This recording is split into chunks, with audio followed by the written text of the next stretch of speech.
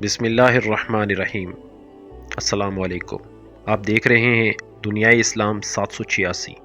دوستو، اگر آپ نے ہمارا چینل سبسکرائب نہیں کیا تو ضرور سبسکرائب کر لیں۔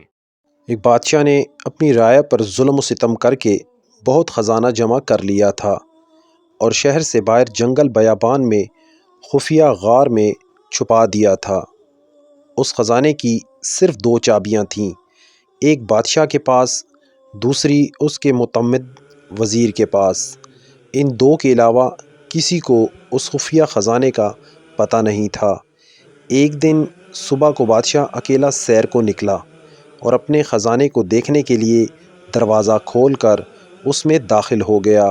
خزانے کے کمروں میں سونے چاندی کے ڈھیر لگے ہوئے تھے، ہیرے جواہرات الماریوں میں سجے ہوئے تھے، دنیا کے نوادرات کونے کونے میں بکھرے ہوئے تھے اور ان کو دیکھ کر بہت خوش ہوا۔ اسی دوران وزیر کا وہاں سے گزر ہوا۔ اس نے خزانے کا دروازہ کھلا دیکھا تو حیران رہ گیا۔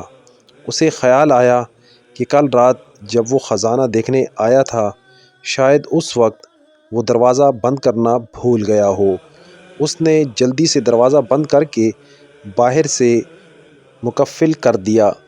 ادھر بادشاہ جب اپنے دل پسند خزانے کے معائنے سے فارغ ہوا تو واپس دروازے پر آیا، لیکن یہ کیا، دروازہ تو باہر سے مقفل تھا۔ اس نے زور زور سے دروازہ پیٹنا اور چیخنا شروع کیا، لیکن افسوس کہ اس کی آواز سننے والا وہاں کوئی نہ تھا۔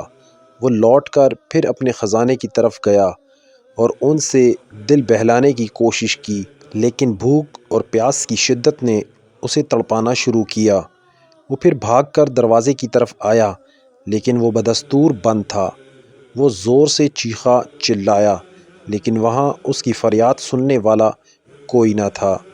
وہ نڈھال ہو کر دروازے کے پاس گر گیا۔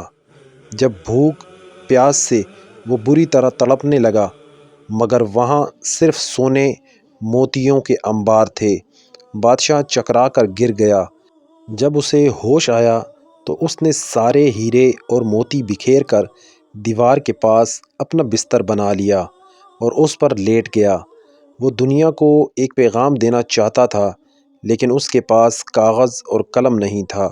اس نے پتھر سے اپنی انگلی کچلی اور بہتے ہوئے خون سے دیوار پر کچھ لکھ دیا۔ حکومتی عہدیدار بادشاہ کو تلاش کرتے رہے، لیکن بادشاہ نہ ملا۔ جب کئی دن کی تلاش بے سود کے بعد وزیر خزانے کا معائنہ کرنے آیا تو دیکھا بادشاہ ہیرے جواہرات کے بستر پر مرا پڑا ہے اور سامنے کی دیوار پر خون سے لکھا تھا، اے دنیا والو، یہ ساری دولت ایک گلاس پانی کے برابر بھی نہیں ہے۔